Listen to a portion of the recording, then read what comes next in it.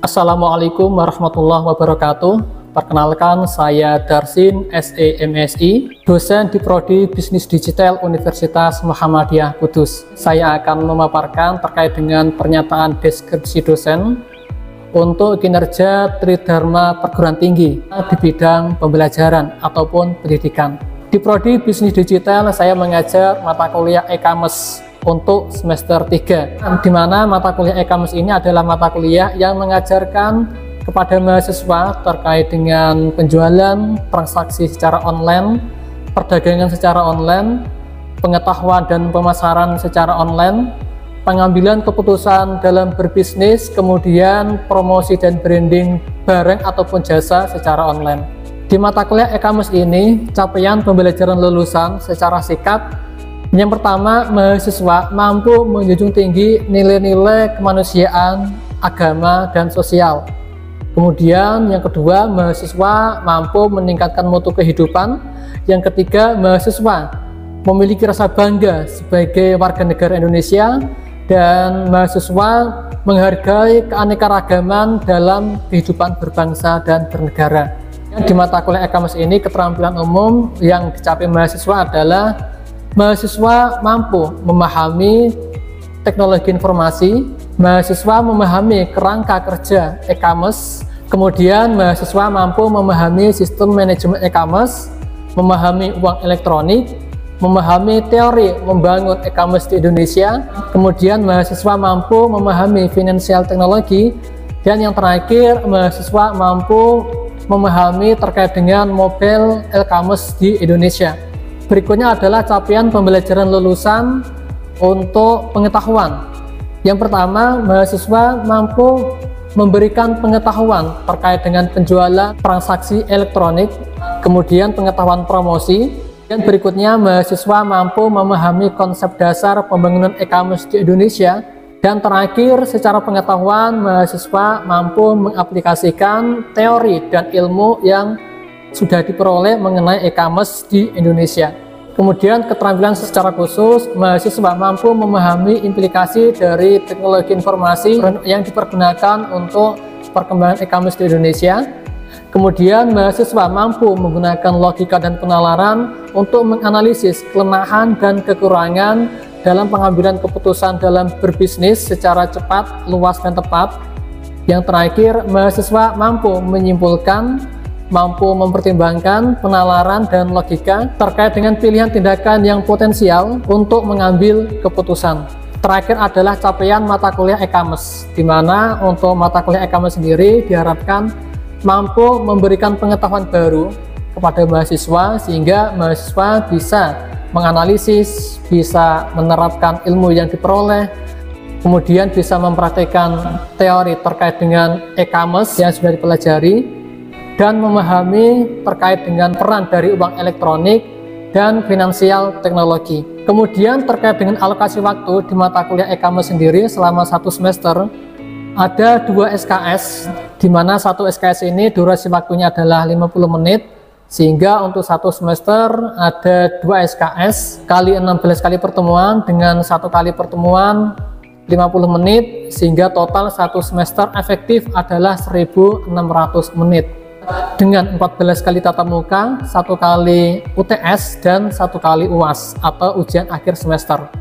Dan untuk evaluasi selama pembelajaran, UTS memiliki skor 10%, kemudian UAS memiliki skor 20%, kuis memiliki skor 20%, dan terakhir adalah tugas memiliki skor 50%. Di mana dalam metode pembelajaran ini, metode yang dipergunakan adalah metode SCL atau Student Center Learning. Adapun metode SCL ini bisa meningkatkan analisis mahasiswa dan memahami terkait dengan bidang-bidang e-commerce di Indonesia, sehingga meningkatkan pendalaman terkait dengan teori e-commerce dan bisa dipraktekkan selama pembelajaran dan di kehidupan sehari-hari.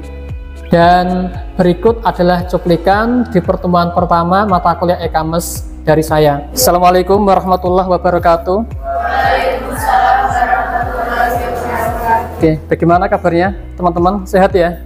Sehat. Sebelum perkuliahan e-commerce kita mulai, semoga ilmu yang nanti saya sampaikan bisa bermanfaat. Marilah kita berdoa sesuai dengan keyakinan masing-masing. Berdoa mulai.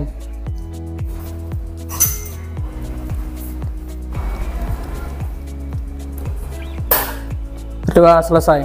Untuk pertemuan pertama e-commerce nanti 16 kali pertemuan ya, termasuk 2 kali ujian nanti teman-teman bersama saya. Kita masuk untuk pembahasan pertama terkait dengan e-commerce. Mungkin untuk e-commerce ini, commerce itu apa sih teman-teman? Ada yang tahu nggak? Commerce ini singkatan dari apa? Perdagangan ya, perdagangan. Kalau elektronik. Elektronik commerce atau perdagangan elektronik.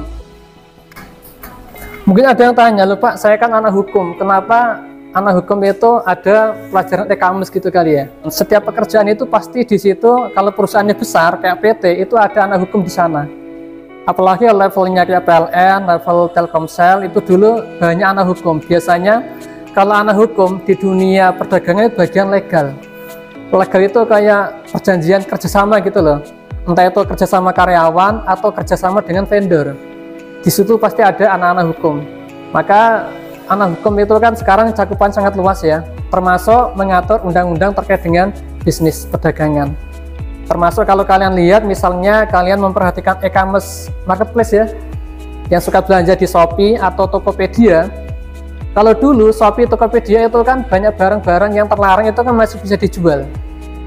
Kayak misalnya dulu ada kayak senapan angin gitu ya, atau misalnya obat-obatan dewasa gitu, itu dulu banyak karena memang potensinya itu tinggi.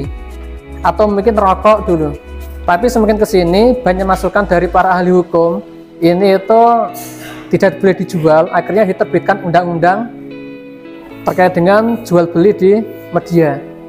Nggak bisa dijual. Pisau aja sekarang kan nggak bisa dijual, kecuali pisau dapur ya. Yang pisau-pisau kayak untuk pertahanan diri, kemudian laser untuk pertahanan diri itu sekarang nggak bisa dijual. Itu peran dari anak-anak hukum dalam kaitannya dengan perdagangan. Nah, e-commerce sendiri di sini itu ada banyak teman-teman. Nah, mungkin yang saya jelaskan pertama ini ada online shop. Online shop dulu ya. Kemudian yang kedua ada marketplace. Ada yang tahu perbedaannya nggak antara online shop dan marketplace? Kira-kira bedanya di mana sih? Kalau dari dua katanya jelas berbeda. Online shop itu toko online, marketplace itu pasar atau tempat pasar. Contoh marketplace, ada yang bisa memberitahu nggak? Contoh pertama, kalau Tokopedia masuk nggak? Masuk ya. Yang paling umum aja itu kita misalnya ada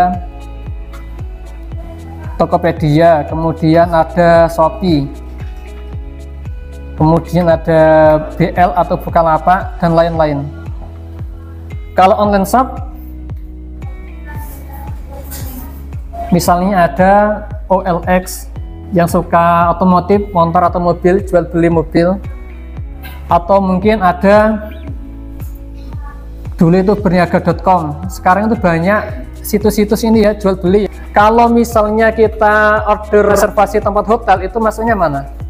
Tiket.com, kemudian Zalora, Pegi-Pegi itu masuknya mana? Sini ya. Jadi dari dua ini itu akan terlihat perbedaannya. Apa perbedaannya? Biasanya perbedaannya itu dari sisi perantara teman-teman. Nah, kalau kita marketplace Tokopedia kita jualan itu kan ada sistem yang mengatur ya. Kita upload foto, kita login, kemudian dari sistem itu mengatur. Di situ ada operatornya. Bahkan kalau misalnya kita jualan di Lazada, operator itu sampai menghubungi kita, mengatur, memberitahu cara penjualan yang baik seperti apa gitu. Kalau misalnya kalian nginep di hotel, jalan-jalan, itu lebih suka beli tiket online atau pembayaran di lokasi? Online ya. Kenapa online? Karena di sini kan ada persaingan teman-teman ya, antar hotel, tiket-tiket wisata itu kan persaingan. Bahkan sekarang kalau kita buka Google Map, kita klik hotel terdekat, itu kan ada tarifnya. Misalnya hotel Sakinah A gitu kan ada dari Pegi-Pegi, dari tiket.com itu sudah ada tarifnya. Itu lebih murah dibandingkan kita datang langsung. Nah, di sini ada gambar terkait dengan diagram e-commerce teman-teman atau perdagangan elektronik.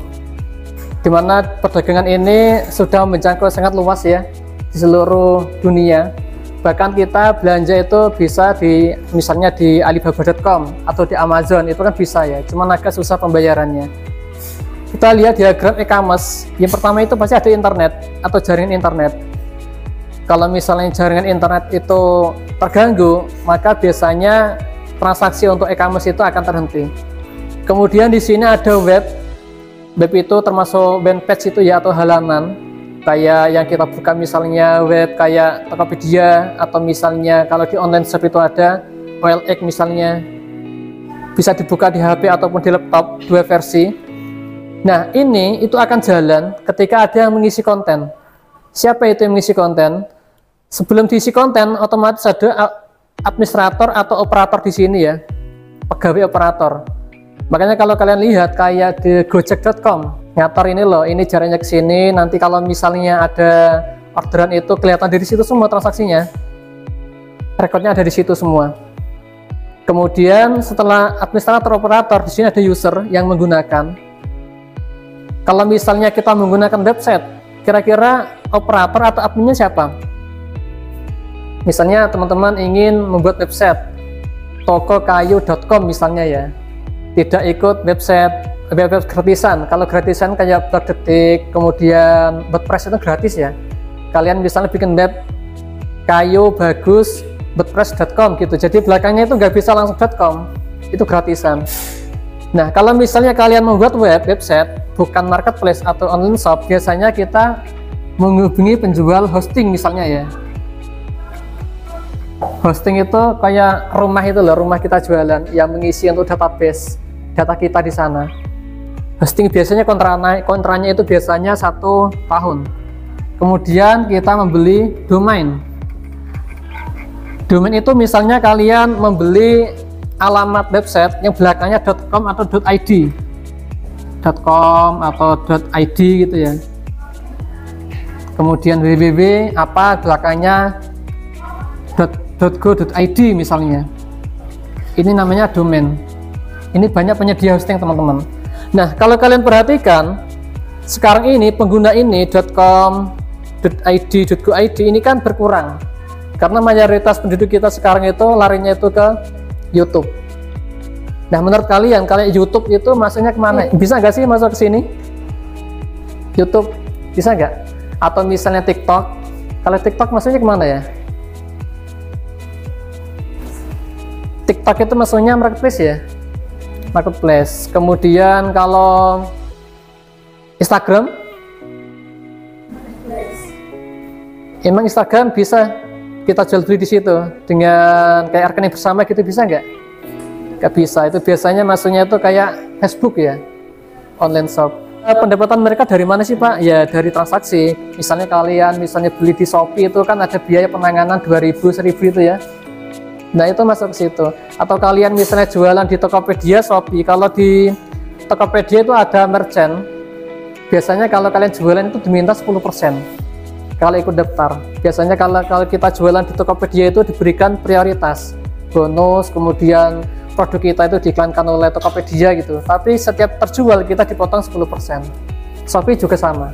Itu pendapatan dari mereka. Kemudian dari semua ini, agar ini ada, marketplace ada, online shop ada, itu ada perusahaan penyedia jasa aplikasi. Nah dari semua ini itu ada database. Database itu ya kayak memori di HP kita lah. Misalnya HP saya itu memorinya 150 GB misalnya. Kalau kayak Tokopedia, Shopee itu ya sudah tera kali ya, sudah besar. Apalagi kalian berpikir YouTube itu memorinya seperti apa? YouTube itu memorinya ditanam di gedung-gedung yang besar atau di dalam laut, itu ya memorinya nggak terbatas karena kan setiap menit orang seluruh dunia kan upload ya. Satu video kadang-kadang itu sampai 100 MB. Kalau kita download film itu sampai sekitar 2 GB. Ya memorinya sebesar itu teman-teman.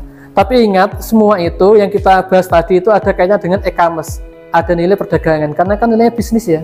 Karena semua iklan orang itu iklannya di Google, di YouTube. Sedangkan Google lewat YouTube membayar orang itu kan paling berapa sih YouTuber itu? Itu kayaknya nggak imbang. Kalau misalnya kayak artis sekali dibayar sebulan 100 juta itu nggak imbang karena pendapatan YouTube besar sekali. Definisi transaksi jual beli pengiriman barang melalui internet, bagian dari e-bisnis. Jadi e-bisnis itu banyak. Nah, salah satu dari e-bisnis itu ada e-commerce di sini. Nah, kegiatannya apa Pak untuk e-commerce? Di sini ada promosi online. Kita bisa bikin video mempromosikan atau lewat Instagram, Facebook gitu ya, atau YouTube. Ini kategori dari bagian dari e-commerce, ada promosi online. Kemudian perdagangan online. Kemudian transaksi online, belanja online, internet banking. Ini yang paling penting teman-teman. Kalau kalian ingin belanja aman, itu jangan sampai kita belanja secara langsung. Agar uang kita aman itu lewat poin kelima, yaitu rekber atau rekening bersama. Makanya kita kan untuk belanja di Shopee, Tokopedia itu kan kita nggak ragu ya, karena kan rekening kita kan uang kita ditahan dulu ya. Kecuali ada beberapa orang yang melakukan phishing itu dia mencoba untuk mendetek HP kita. Misalnya kalian belanja kayak iPhone di Shopee, yang iPhone harganya 5 juta dijual 1,5 juta gitu kan, orang kan seneng banget ya. Secara nggak sadar dia itu belanja transfer, tapi nggak lama kemudian ada telepon masuk mengaku atas nama Shopee. Kemudian dia memberikan link. Kalau link itu kalian klik, itu secara nggak sadar kalian itu sudah mengklik transaksi selesai. Uang itu akan masuk ke rekening si penipu itu. Itu namanya phishing. Kemudian TV interaktif. TV interaktif itu kayak TV langganan itu ya. Kemudian email. Email juga termasuk teman-teman, masuk e-commerce. Kenapa email ini masuk? Pertama, email itu punya peran untuk membantu kita memediasi transaksi kita. Makanya setiap kita login itu sekarang kebanyakan diminta email Google ya. Kita nggak usah menggunakan HP. Pertama. Kedua, email ini juga menyediakan email corporate. Misalnya Darsin@umku.id, ACID itu kan beli langganan ya, hosting itu biasanya per tahun bayar berapa gitu. Untuk 100 email atau berapa. Nah, ini nilai dari email. Nah, ini bagian-bagian dari e-commerce yang sampai sekarang ini kita pakai. Kemudian kegiatannya ada e-marketing, promosi, kemudian e-tailing atau retail, bisnis retail, e-produk, e-commerce, e-payment, e-service. E-tailing atau bisnis retail, misalnya kalian, kalau di tempat saya itu ada Adijaya, di sini ada yang dari Mayang. Dari Mayang ya, Mayangnya mana Mbak? Mayang Lor, sebelah mana? Oh, SI2 ke timur ya. Kalau saya itu belakangnya gedung MBC. Ya, masuk sedikit. Itu kan di sana kan ada Adijaya ya. Sekarang itu teman-teman, belanja itu bisnis antar bisnis atau B2B itu sekarang menggunakan aplikasi. Itu bisa, misalnya barang ini sudah misalnya produk Pampers, misalnya ya Pampers bayi. Ini stoknya berapa, habis berapa, itu kan di perusahaan penyuplai itu bisa membaca. Itu menggunakan elektronik.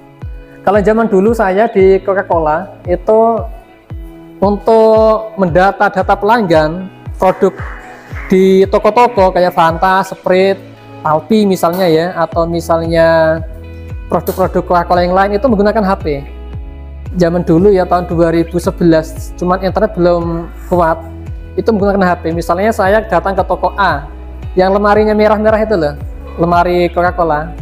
Itu nanti saya memfoto, saya menyetok kira-kira di sini itu ada apa saja, yang punya toko itu minta apa, itu tinggal entry di HP. Nanti sistem itu akan masuk ke database perusahaan. Nanti database perusahaan bisa ngeprint, mengirim truk ke toko itu. Yaitu salah satu kelebihan dari e-tailing atau bisnis retail online. Nah, ini poin penting yang kita bahas e-commerce terkait dengan bisnis e-commerce, macam-macam bisnis e-commerce. Ini ya, yang belakang kelihatan ya, model bisnis e-commerce. Ini yang paling umum teman-teman. Yang pertama, model bisnis B2B. Pengusaha menjual barang kepada pengusaha. Ada yang bisa memberi contoh nggak? Pengusaha menjual barang ke pengusaha lain. Saya ambil contoh misalnya kalau B2B atau bisnis to bisnis atau pengusaha pada pengusaha. Misalnya perusahaan otomotif, motor atau mobil. Honda itu kan bikin mobil atau motor itu kan tidak dibikin Honda semua ya. Ada yang dibikin oleh masyarakat, kayak knalpotnya, Kalau yang cowok mungkin paham ya, jenis-jenis knalpot motor itu ada macam-macam ya. Misalnya perusahaan A, dia memproduksi ban. Perusahaan B memproduksi knalpot. Nanti kalau ini jadi dikirim ke Honda, nanti di assembling atau dirakit di Honda. Makanya kalau saya membeli ban mobil atau motor itu biasanya beli saya itu Shopee. Kalau yang coba misalnya mobil itu kan bannya macam-macam ya. Kalau saya beli radial di bengkel-bengkel pinggir jalan, ban radial ukuran mobil kecil sekelas Brio itu biasanya harganya sekitar 675.000. Tapi kalau saya beli di Shopee itu harganya 500.000. Ya sama jenisnya. Cuman kalau bengkel kan ngambilnya banyak dari Shopee ya, di stok. Ongkirnya Pak, kalau ongkir Shopee itu biasanya free ongkir. Dan 4 itu mungkin ongkirnya itu sekitar 35.000 gitu ya, tergantung jaraknya. Nah itu B2B. Atau bisnis ke government, pengusaha menjual barang kepada pemerintah. Kali ini banyak ya. Contohnya apa kira-kira? Jalan tol. Ada yang pernah mencoba jalan tol Semarang-Demak? Nah, atau misalnya kalian pernah mencoba tol Semarang-Jakarta atau Jakarta-Semarang? Tol dari Jakarta ke Semarang sama Semarang ke Jakarta ke Semarang sama Semarang ke Jakarta itu tarifnya beda. Jadi tol kalau dari Semarang ke Jakarta itu lebih murah dibandingkan lebih mahal dibandingkan dari Jakarta ke Semarang. Nah itu salah satu contoh pengusaha menjual jasa kepada pemerintah atau misalnya kontrak-kontrak kepada pemerintah kayak penyedia jasa pemerintah. Penyedia jasa pemerintah apa sih Pak? Misalnya Pura. Teman-teman tahu nggak Pura itu menjual ke pemerintah apa? Pabrik Pura. Kertas ya, kertas yang kita gunakan untuk uang itu dibuat di Pura teman-teman, karena kertasnya kan beda. Jadi kalau misalnya uang kertas biasa sama untuk uang itu kelas uang itu lebih premium. Makanya kalau kertas uang itu masuk kantong kita kucek itu nggak akan rusak ya. Semakin tinggi nominalnya, uang 50.000 dengan 100.000 itu kertasnya lebih mahal 100.000. Karena kan ada campurannya sehingga nggak lecek. Kalau misalnya kita habis cuci kita gunakan masih laku, atau kita gosok dengan setrika itu masih bagus. Kemudian pemerintah menjual barang kepada konsumen. Kalau ini ada yang tahu atau bisa memberikan contoh? Government to consumer. Pemerintah membuat barang dijual langsung kepada konsumen. Yang mungkin yang sehari-hari kalian pakai apa kira-kira? BBM. Atau mungkin kayak listrik itu kan dari pemerintah ya. Atau mungkin kereta api. Kalau di kota itu ada bis Trans Semarang, bis Trans Jogja itu ya. Itu kan ternyata murah. Cuman kita keliling lama itu bayarnya cuma 5.000. Kalau dulu 2.000. Kita pindah-pindah terminal itu bayarnya segitu. Nah ini framework kerangka dengan e-commerce ya. Ada pelaku. Nah ini letak dari teman-teman bagian hukum ya, teman-teman ya, yang jurusan hukum. Karena kalian di sini tuh mengatur pajak, mengatur undang-undang terkait dengan e-commerce, isu yang berlaku, privasi sampai peraturan standar teknis. Makanya Tokopedia teman-teman, walaupun kalian memasukkan data, itu dia itu punya undang-undang yang mengatur tidak boleh membocorkan identitas. Kemudian pemasaran periklanan, promosi web, kemudian logistik, kemudian kemitraan. Ini biasanya kalau kayak Shopee tadi, Tokopedia itu kerjasama dengan kita. Kita memberikan fee setiap barang yang kita jual. Kemudian ini infrastrukturnya, ada layanan bisnis, kartu pintar. Kartu pintar itu misalnya saya ambil contoh kayak kartu e-tol itu ya, e-tol. Nah ini beberapa dampak positifnya ya, e-commerce itu mengurangi biaya operasional teman-teman ya. Jadi kalau dulu kita misalnya jualan yang mungkin nggak bisa diketahui banyak pembeli, itu lebih banyak diketahui pembeli. Ada mahasiswa sini itu dia jualan gebyok di Shopee. Ada yang tahu sistemnya nggak? Bagaimana orang jualan gebyok, lemari di Shopee itu sistemnya seperti apa? Ada yang bisa menjelaskan? Biasanya di Shopee itu barang-barang kecil ya, yang bisa dipaket gitu ya. Kayak HP, kemudian makan-makanan itu ya, itu kan dipaket bisa kan. Nah kalau gebyok itu paketnya gimana? Gebyok kan besar ya. Iya, itu mainnya ada resi. Jadi kita menjual foto di sana, kalau ada yang order itu yang kita kirim itu adalah resinya. kita menghubungi si penjual, si pembeli, nanti barang dikirim dengan kargo. Nanti untuk pelacakan sistem menggunakan resi. Kalau misalnya tarif pengiriman karena kargo itu nanti kita kesepakatan lewat pembeli. Oke, sampai sini ada pertanyaan? Silakan, mungkin satu pertanyaan. Sebelah sini satu pertanyaan, silakan kalau ada, atau yang sebelah sini.